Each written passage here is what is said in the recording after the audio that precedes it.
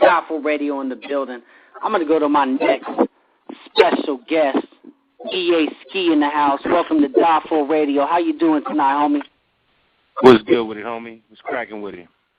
Oh, man, just a pleasure having a legend, a pioneer, et cetera, artist, producer, you name it, like you in the house, man. And definitely what we try to represent here at Die4 Radio. You know what I'm saying?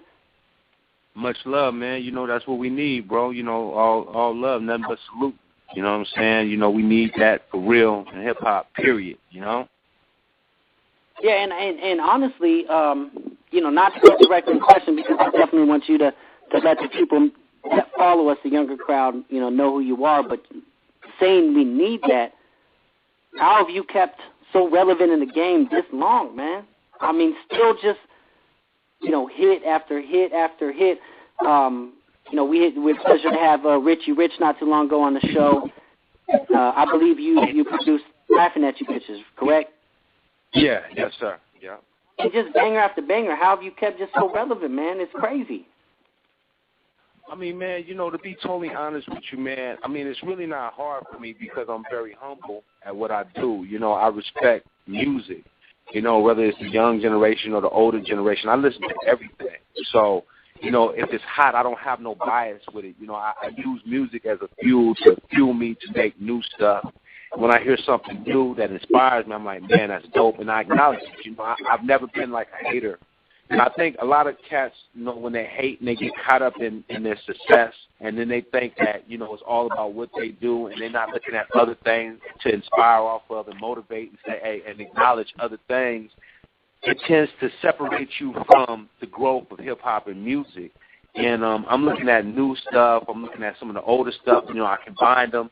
And I just get inspired, so I never allow myself to just get stuck in, I've done this, I've done that. I've always feel like I'm reinventing myself and doing something new. And when you think like that, you allow yourself more opportunities to stay relevant, to stay at current wave, and to be able to do stuff that, you know, the older generation like and the newer generation. And you just touch, you know, you touch both sides, you know, and that's what I'm all about, is being able to branch both sides up. Now, you start from the early 90s. A lot of people don't know this, even if they know who you are. But you aided Master P to even get his deal going for No Limit. Am I correct? Oh, you 200% correct. I mean, a lot of people don't know the real history behind EA Ski and what I, you know, been behind and how I discovered a lot of cats and put them in positions, you know, like I said again. Shout out to Richmond. Yeah, yes, sir.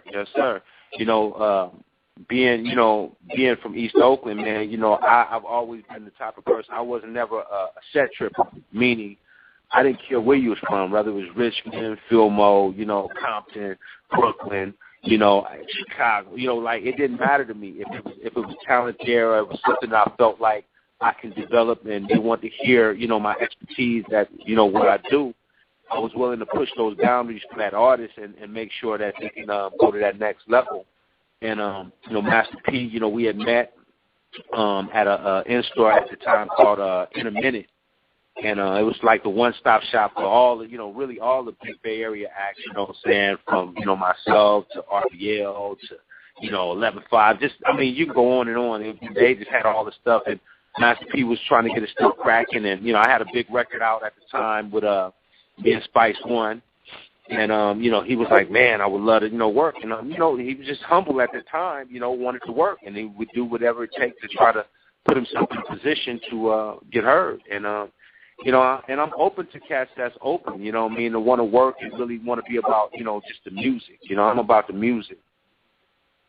Oh yeah, and you say a huge word there, and actually we had an artist named Paz on earlier, and it's amazing that when people are in the music business, we kind of touched on this, can actually say, hey, you do music, you know, and there's not a lot of people that can really say they do music anymore.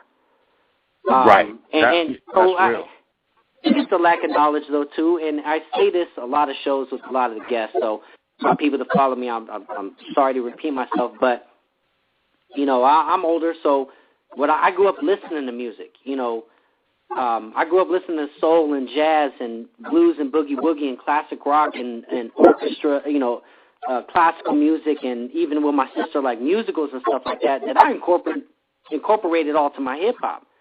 But a lot of the newer generation, they don't listen to any of that music. All they hear is kind of some turned-up beats and stuff like that. So what are they imitating? It's not even necessarily their fault as far as the substance. Well, like I said again, I mean, this is the thing, you know what I'm saying? I'm a firm believer, and this is just the way I think, I'm a firm believer that, you have to, look at your past to know what your future is like. I tell artists, man, in order for me to work with them, they got to know some little bit of history about some of the things that went on in hip-hop before what they're doing now. In order for me to even feel like it's worth my time, because I don't want to be with an artist and contribute to them not having some type of knowledge on what we paid, the bloodshed, and, what we put into this hip-hop. You know what I mean? Like, it just makes no sense to me. And you're absolutely right. It's not their fault. But at the same time, there's a lot of people that's in their ear telling them, hey, listen to this, listen to that. And they have to be willing to humble themselves, too, to want to go get that knowledge. And listen, a lot of the records that they're doing and replays, I mean, they don't even know where they got it from. They think it's it's crazy. It drives me crazy. I have to bring up a East Coast group because I've always, I'm a West Coast, born and raised supporter, but I'm a music fan. You know what I'm saying? So one of my favorite groups in the East Coast is Boot Camp Click.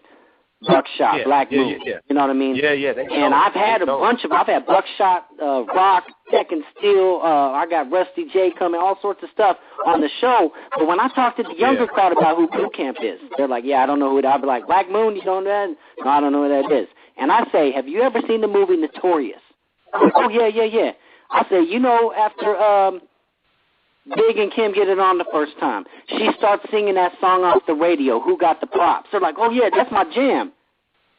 So it's almost like if it's corporately fed like that, you know, then it's like, oh, yeah, that's my, well, it's not your jam if you didn't know who the fuck Black Moon was, in my book.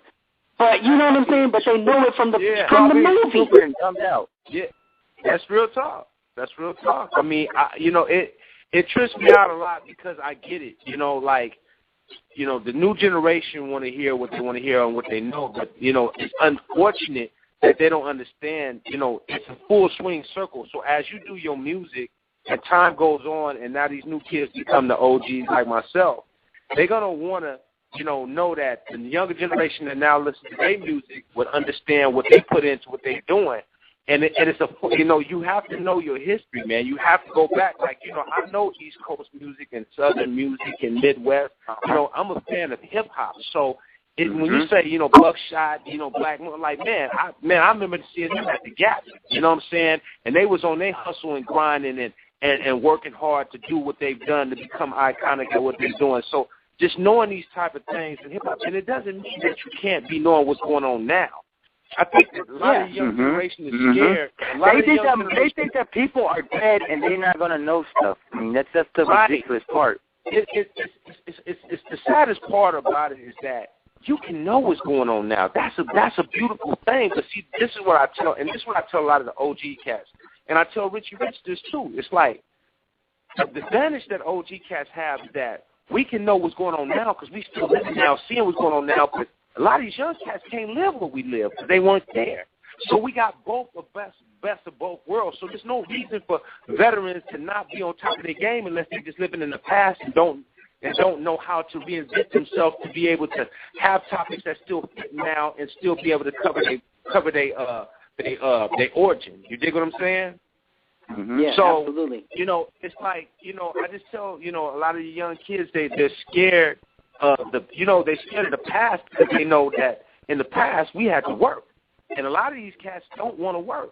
They don't want to go in there and redo their vocals several times. They don't want to go in there and know these chords and the chord progressions. They don't want to know that the 808 is played out of key and it don't match that bass line. You know what I'm saying? They don't. It's called being lazy. Exactly. So they want to bypass the whole protocol like they promote their stuff on Twitter. Come on, man. Twitter's not going to help you sell no records. You know what I'm saying? It might get, a lot of these people are just, they under this false perception that, all of these things that's going on now, like, you know, everybody can be a producer now. Everybody can rap. Everybody is a film director. But you don't know that's that false illusion, man. Exactly. So you don't know your craft. So what happens is now you're going into doing it because you're hustling it. And now you might get a little bit popular with it. You might even luck up and get a little attention. But the thing is, you don't have a real core foundation because it comes and go real quick. You know what I mean? And I've watched a lot of cats be popular, super popular. Mm-hmm. And once that radio and the DJs move on to something else, it's a wrap. It's a wrap. It's done. Absolutely. You know absolutely. What I mean? And then I got my co-host, Mav4, in the house, and I know he got some questions for you. We got callers blowing up the lines for you. But I want to get to some music real quick. And I'm going to bang this Split Personality. Tell me a little bit about this track. You know, man, actually, me and Dre did that back in, like, 96, 97, around the time he had left Death Row. And he was kind of, you know, adamant about kind of, you know, getting away from the, you know, gangster music for a second. You know what I mean?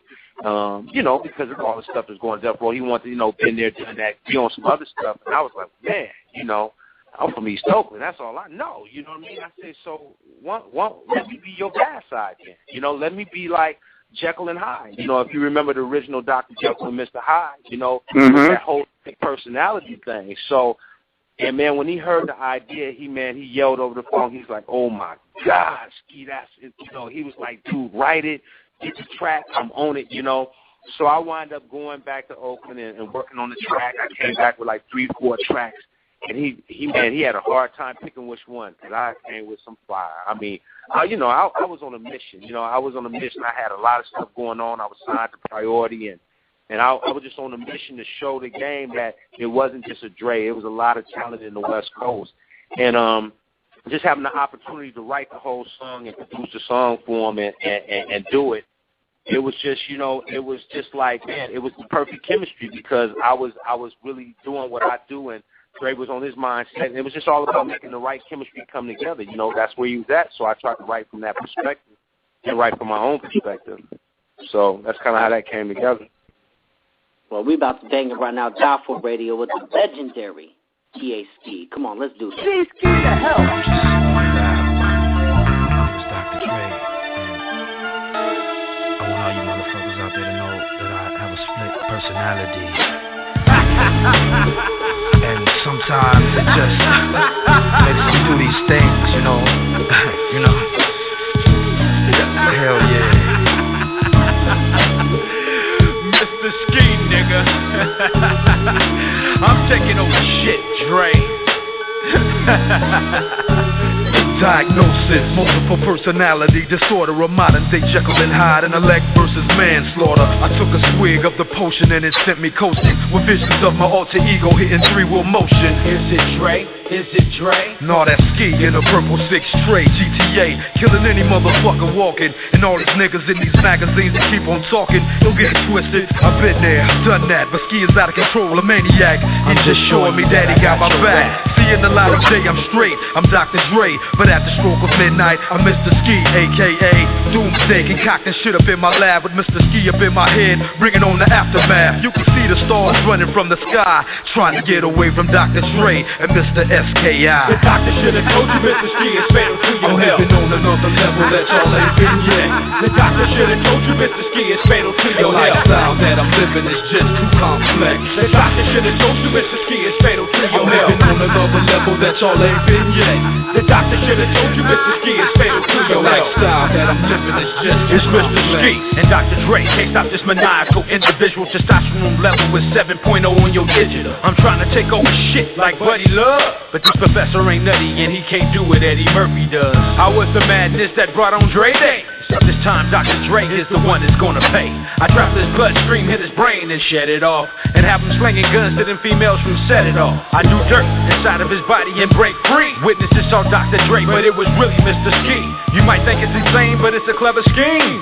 Dre don't know shit. He wake up in the morning thinking it was a dream. I put his ass to sleep and soak his game up. Steady mobbing, hoping to get this motherfucker framed up. I can't stop till I succeed and I can break free. No longer Dr. Dre, nigga, it's Mr. Ski. The doctor should have told you, Mr. Ski, it's fatal to your health. I'm living on another level, that's all ain't been yet. The doctor should have told you, Mr. Ski, it's fatal to your health. The lifestyle that I'm living is just too complex. The doctor should have told you, Mr. Ski, it's fatal to your I'm health. living on another level, that's all ain't been yet. The doctor should have told you, Mr. Ski, it's fatal to The your health. lifestyle that I'm living is just too complex. I start shaking, test tubes and bottles start breaking. My alter ego starts overtaking, insanely spinning around like the mask, tossing shit up off me like a twister. No longer the doctor, I'm Mr. Ski. I can't hold it back, I'm trapped behind the walls of my brain trying to counteract. Nigga, don't try to fight. My vocal tone ignited to a loud scream. Time to get the fuck up off. Yeah, I'm on the loose like Tupac from Juice. God bless the dead, but I'm already dead from trauma to the head. I'm a verbal manslaughter on the mic, bumping in your trunk, shattering glass from the street light.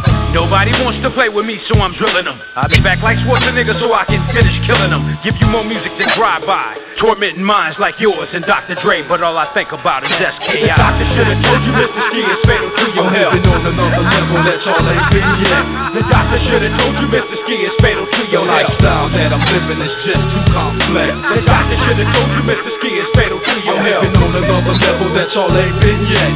The doctor should have told you, Mr. Ski, it's fatal to The your health. lifestyle that I'm living is just too complex. Yeah, nigga, Boss Lenny, Fetty, Chico, Shiz Milton.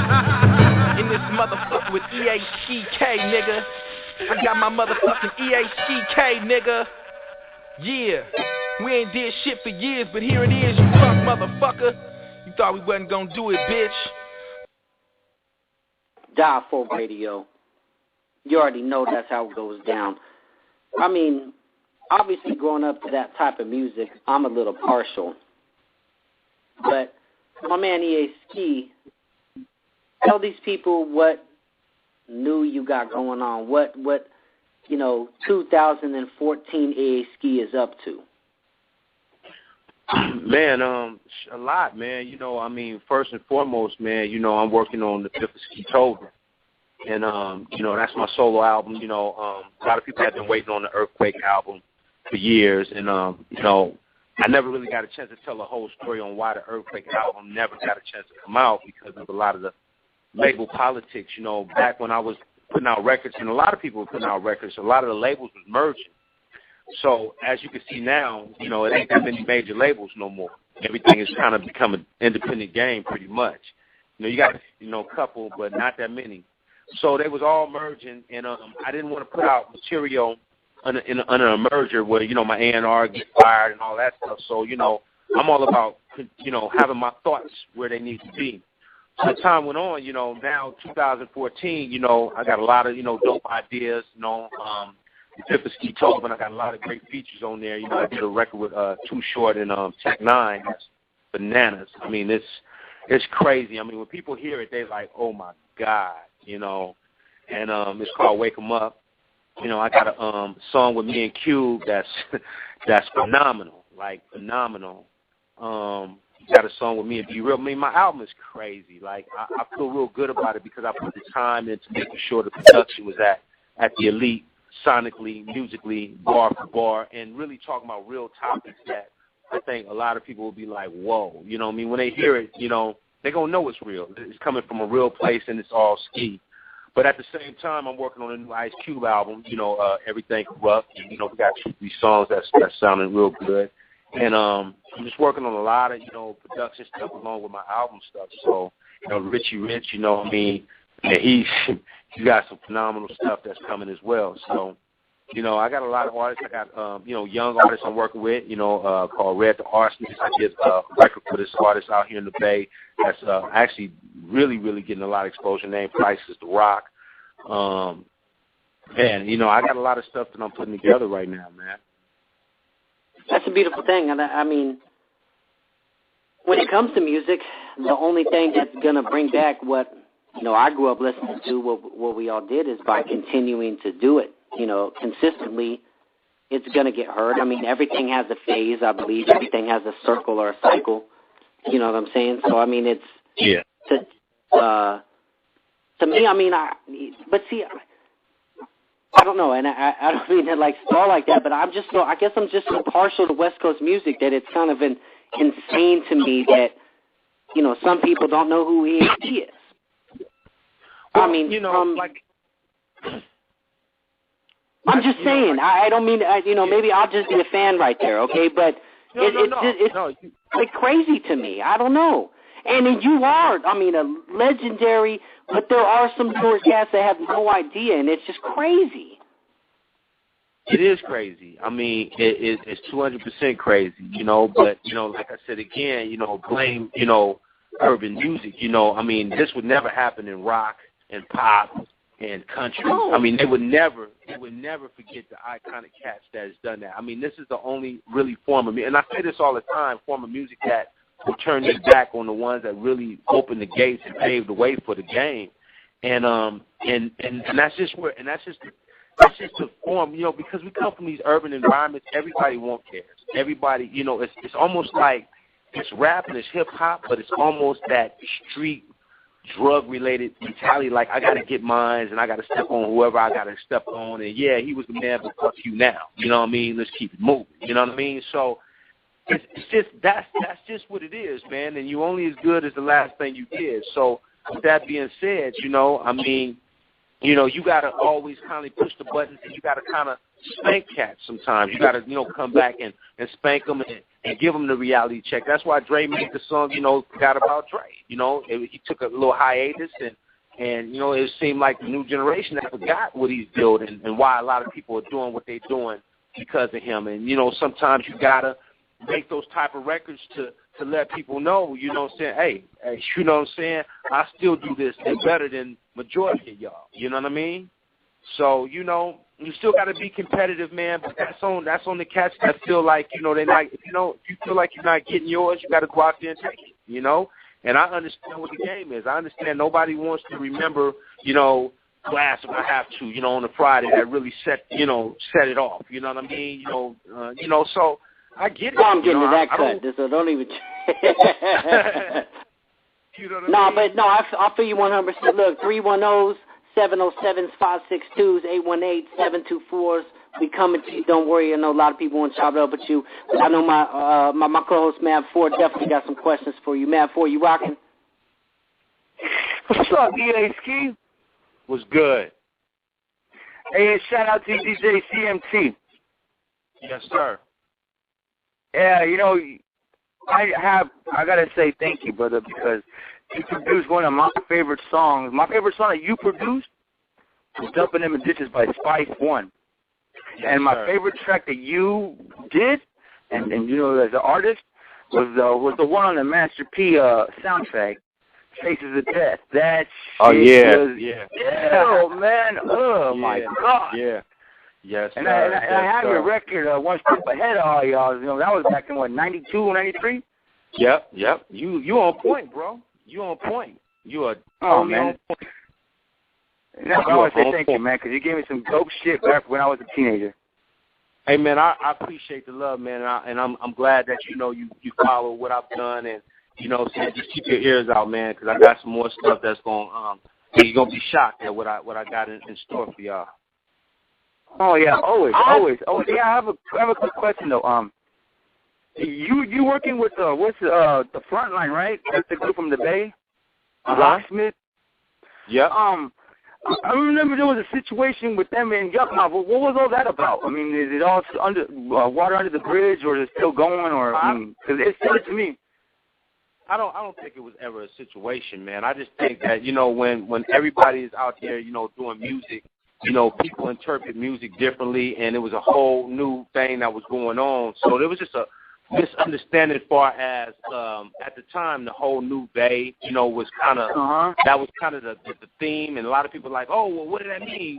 You saying the hell with the old Bay? So a lot of people things, and Yuck hit me, and he was like, oh man, okay, I get it. You know what I'm saying? So I mean, I just think that when you're doing music and everybody's trying to do their thing, nobody wants to feel like their toes are stepped on. So, I just think it was a lot of confusion back then when everybody was just trying to reinvent the Bay, because the Bay had been in the drought for a while, and I think that saying kind of caught people off guard. So that's pretty much what it was, but it wasn't nothing more than that.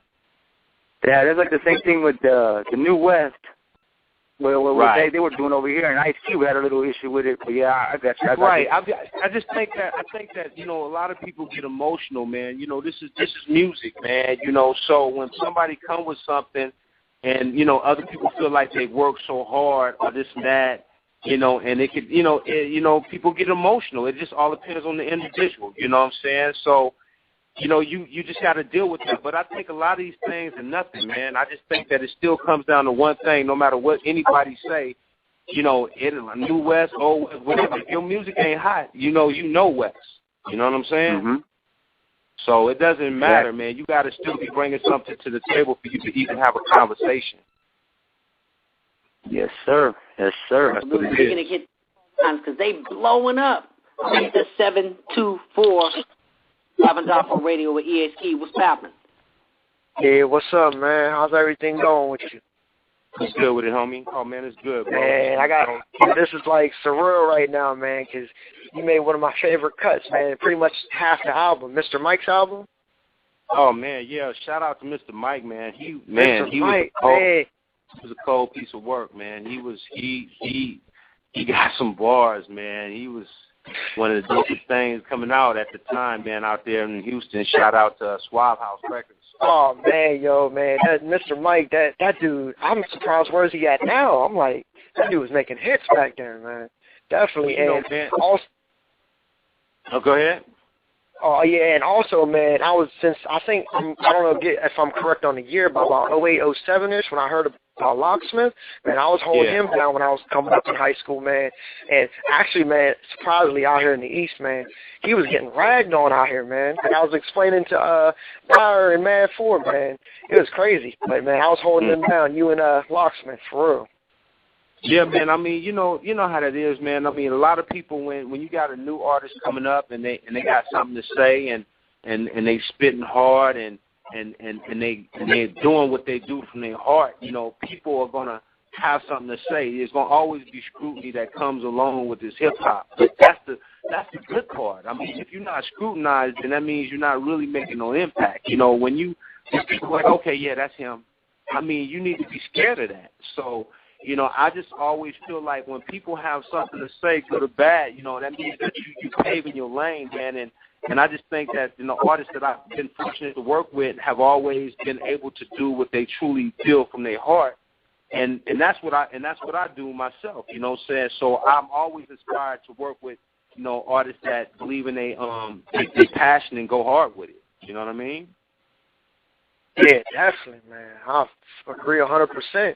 And like also when you were talking at the beginning of the show about people like knowing their history, and you want to work with people who know something, man. Kind of say opposite what you're saying, man.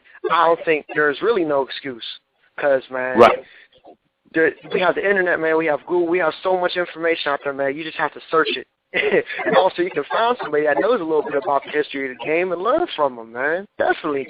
Because, man, growing up, because I have to say, this is, like, surreal right now, because, like, going into my 9th grade year, man, because I was kind of still discovering something. It was about 08, 07, and you was the artist, like, producer I stumbled across, because I was like, man, I heard of Dre, I heard of all them. I was like, you know what? I need to find somebody else. I need to find somebody new.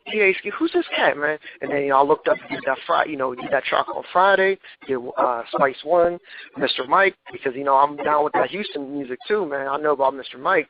And, coming from a dude that's 20, man, I'm like, man, there's no excuse, man. If I know all this stuff, man, my younger fellows should do this and progress from what that sound was back then and try to make it upgrade it, you know what I mean? And also, how old are you? Beat making. I'm 20. See, there you go. There you go. OG is a 20-year-old that knows your tracks like that. So, again, hip-hop isn't dead. This is a 20-year-old that knows from Pennsylvania, that's bumping Mr. Mike and all the classics. This is my point once again, I salute you because you are hip-hop. Like a lot of people call themselves hip-hop. You can't possibly be hip-hop if you don't know the history, if you don't know what's going on, what's been before you, you know what I'm saying? You have to know those things. So I salute you for doing that, being 20 years old and doing your homework. And even if you was a certain age where you didn't really understand it, you went back and you studied it and you studied, and that's hip-hop. That's even with music. When I got into music, I didn't know how to play music. I just wanted it so bad that I saved up equipment. You know, I'm hip-hop. You know, I did something I breathed, I sleep.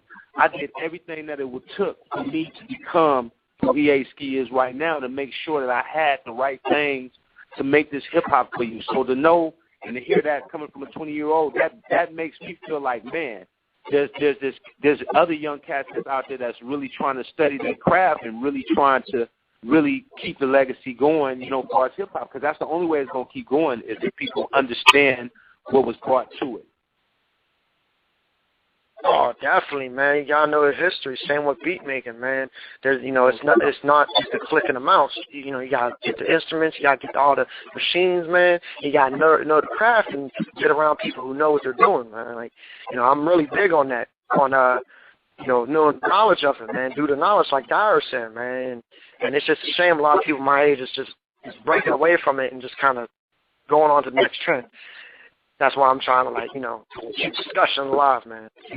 Well, you know, like I said again, man, I salute you for that. And, you know, like I said, and I get it on both ends. You know, I mean, when you're young and the game, you know, the game is out of control. There's no infrastructure. So everybody's trying to learn it for the best that they can, you know, whether it's just 20 quick fast food or whatever, you know. But these discussions are great because hopefully it inspires some of the younger acts as well as the older acts to know that, you know, there's room for everybody. As long as you're passionate about your craft, as long as you're trying to reinvent, as long as you're studying it, you know, there's no way that you can tell because music is man, it's like it keeps going. It's no age limit to music. It's all about your word and what you're talking about and making sure that the music is progressing in where we at that time period. You know what I mean? And, you know, and not only that, if you listen to music now, a lot of the music is incorporating older stuff that people don't even know that's older. They just don't even know. They think it's new.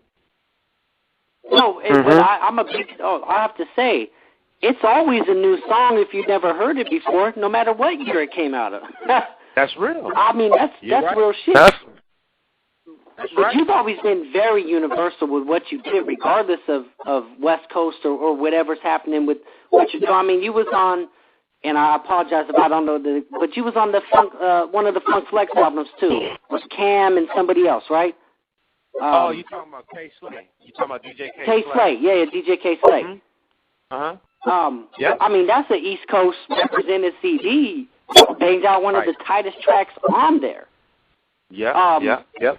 I mean, you're very, very universal, and I think that's what's crazy that we start the conversation, that it's, you know, again, that some people don't know what's going on. But I think, honestly, though, with what you're doing, you know, right now, I think that the state of what hip-hop is in right now, like you said yourself, y'all could be, you know, surprised. I'm never surprised at what you do because not only am I a fan, but just a fan of music.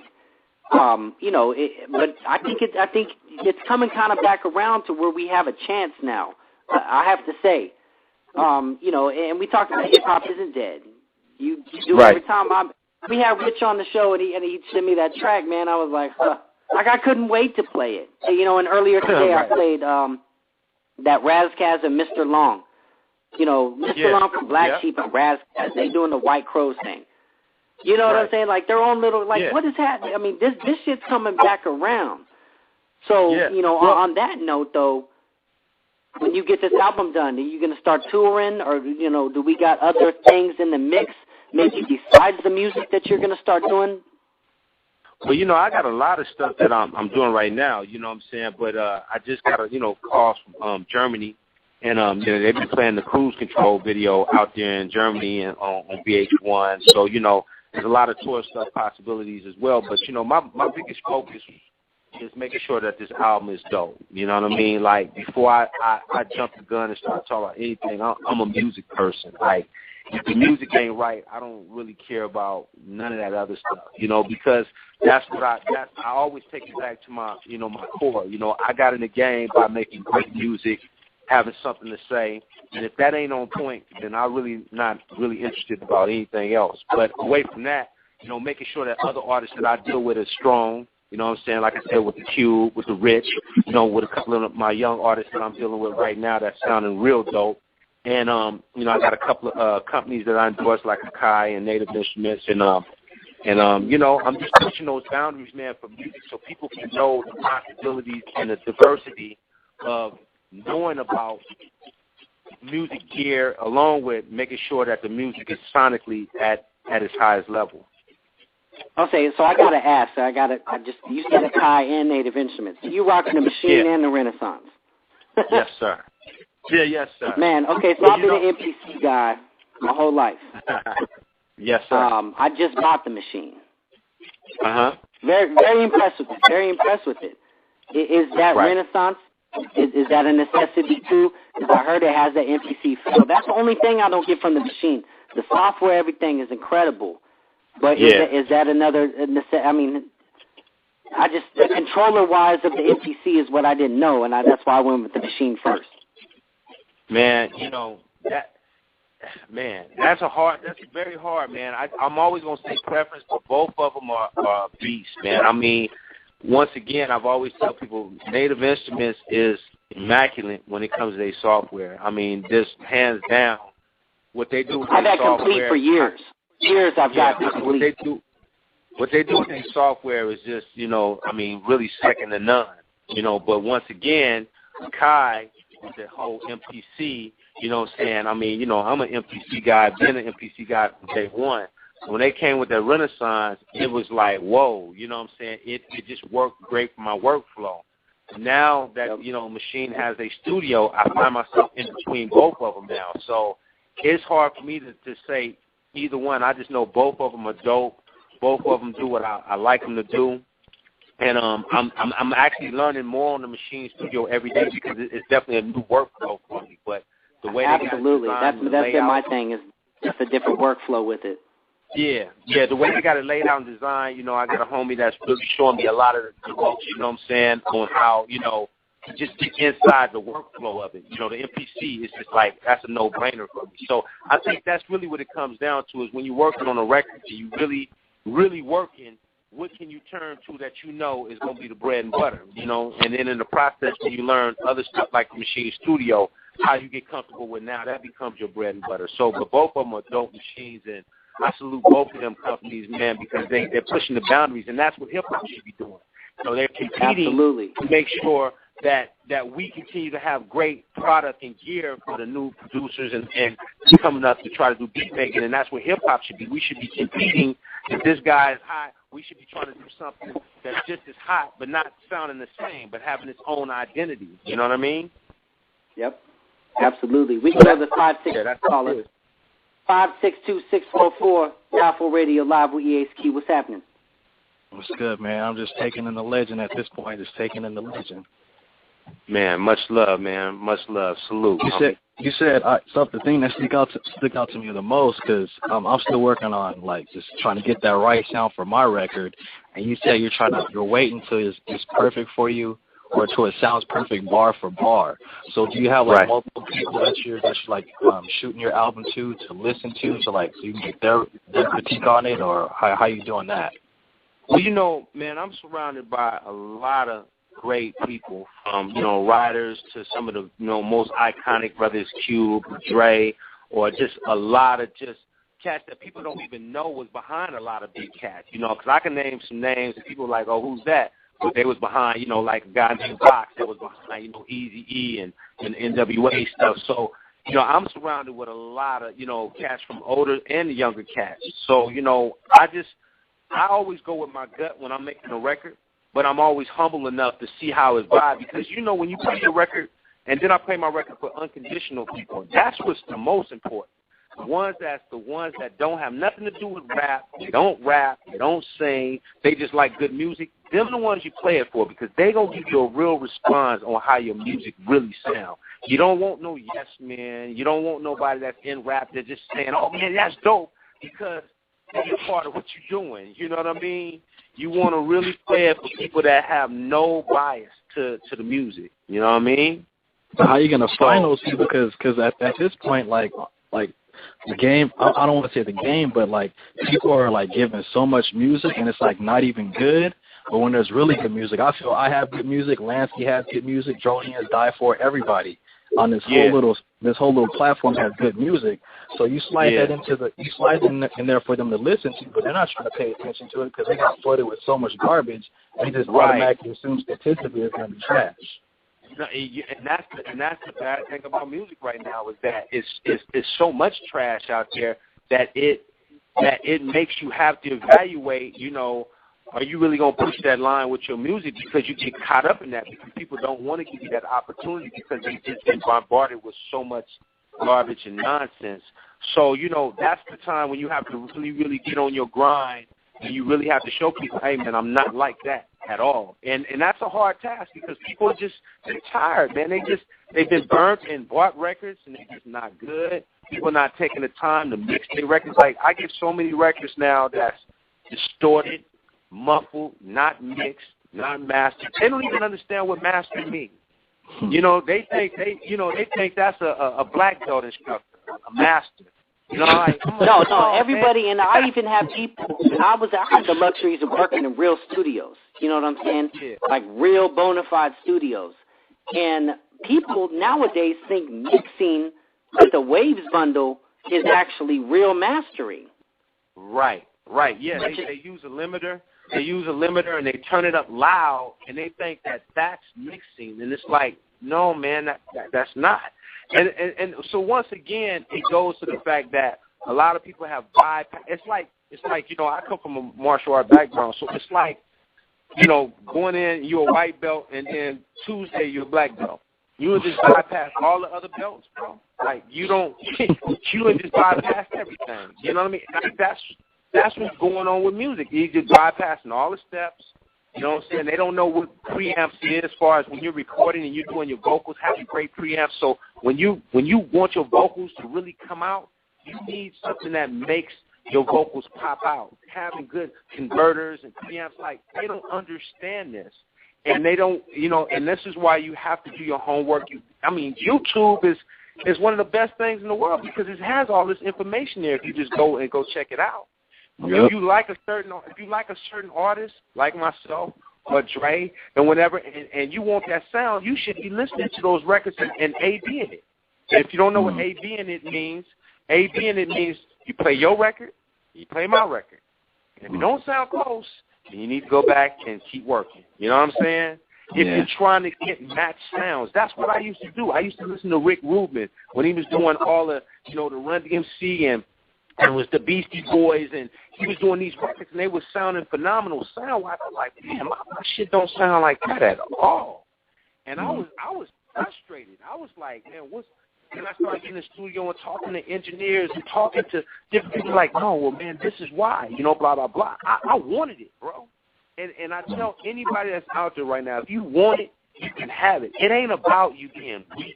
It ain't about people sleeping on you. It's about what are you willing to sacrifice to get it. That's hip-hop. What are you willing to do to get it? Stop making excuses. Oh, man, well, I ain't got the money. Well, you got to find the money. You know what I'm saying? You got money to buy drinks and kush and all this other shit. You know what I'm saying? I don't want to hear the excuses, man, because I had to get my money, too. A lot of people think I just came in the game and had money. I was hustling, too, trying to get it. So it's like you got to do what you need to do to step your game up. If you want to be successful, success comes from standing out. It's just like when you look at the LeBrons and the Kobe's and the Jordans, it's like they worked hard. They didn't come in the game with people talking about them. They had to work at that. I salute Dre on the West Coast for being the best in the game that's ever done it because he put the work in. He did what it took to make sure that people understood he would not be, reckoned with.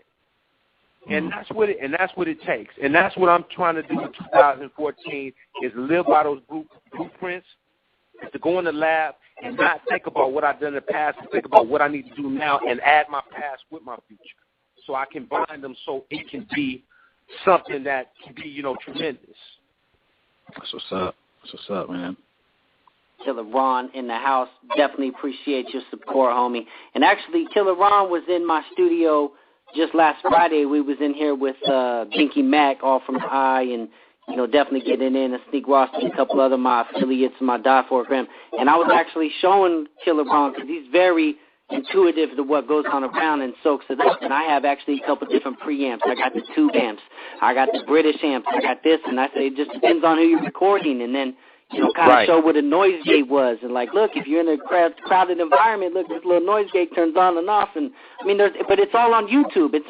That's what's so crazy is when we grew up, you actually had to go into studios and find out. Now all that shit's right there. They don't even look it up. And that's the point that I'm trying to say, man. We had it so hard. Everything we learned from trial and error. You know how much money we had to spend to make records? People don't even understand. A 2-inch reel cost you about $400, and that was only held 3 songs on there. I mean, like, it was ridiculous. We had to learn by losing so much money. Today, you don't even have to lose money like that because you got computers that digitally does all that. All you have to do is learn how to improve on what you already are doing. And it's not that much. Yeah, you might have to put a little bit of investment more to get more top-of-the-line gear to give you the sound you're looking for, but it's nothing compared to what we had to spend to do it. It was ridiculous. It was ridiculous. I mean, a 2-inch reel. So that means to make an album, you had to get about 7 to 8 reels. Yep. 7 to 8 reels. Come on, man. 7 to 8 reels at $400 a pop. And then that's only to record on. That ain't even talking about the 1/2 inch and the 1/4 inch to mix down on. And you have to use the razor to slice the tape to do your edits. Yep. You didn't have no copy and paste. You know what I'm saying? It's crazy. It's all right there in front of them. They don't take advantage. But you know what? That's why I guess I have a platform like this. So, my little key phrase over here is do the knowledge. You got to do the knowledge if you want to be successful. But I say successful. There's people that don't do knowledge that get somewhat successful, but when it boils down to it, you got to, you said it at the very beginning. To move forward in the future, you got to know the past. You got to. And then I tell some of my OG cats, you can't live in the past. You got to know the future. You know what I'm saying? Yep. Because, just because we come from a certain era, it don't mean that I want to live back in the 90s. I'm in 2014. I want to know what's going on right now, too. You know what I'm saying? Like, it's yin and yang, man. You got to be balanced in life. And everything you do, you got to be balanced. You can't just live for the future. You can't live for the past. You got to be able to balance them and juggle them and make them work. Because the more you can make 2 things work and have that balance in life, that's going to make you much more successful because you're allowing yourself to get more knowledge. You're allowing yourself to grow. Most people don't grow because they're scared of certain things. Most cats that's in the new age, they're scared of the past because they don't know about it. It's intimidating. They don't feel like they can accomplish that. Cats that's back in the past are scared of the future because they're like, damn, these dudes have these type of songs. I can't make those. Well, you need to learn. You know what I'm saying? You need to learn how to balance your life. And when you do that, you can stay relevant and you can make great records and you can have a long-term career. But like each time I go, if you're a new cat and you're just living for right now, you're going to be short-term. You'll come and go. And I see it all the time. You just come and go, and that's about it. Absolutely. Matt, before you got some last words for ESK? Man, I just want to say it was a pleasure. I'm glad you made the time to mess with us on the radio show. You've always been one of the iconic producers. You made the music that I love, and I want to say thank you, my dude. Hey, man, I really appreciate that, man, and I salute y'all, man, for doing what hip-hop needs, is having a platform to talk about real issues and real topics and make that impact, man, because that's what we really need, and we're missing that, really have a platform for real talk. People are scared of the truth. People want to talk about all the shit they want to talk about, but they don't want to talk about real topics, and it intimidates people. And so, like I said again, I salute y'all for having this. I love being a part of stuff that contributes to the movement.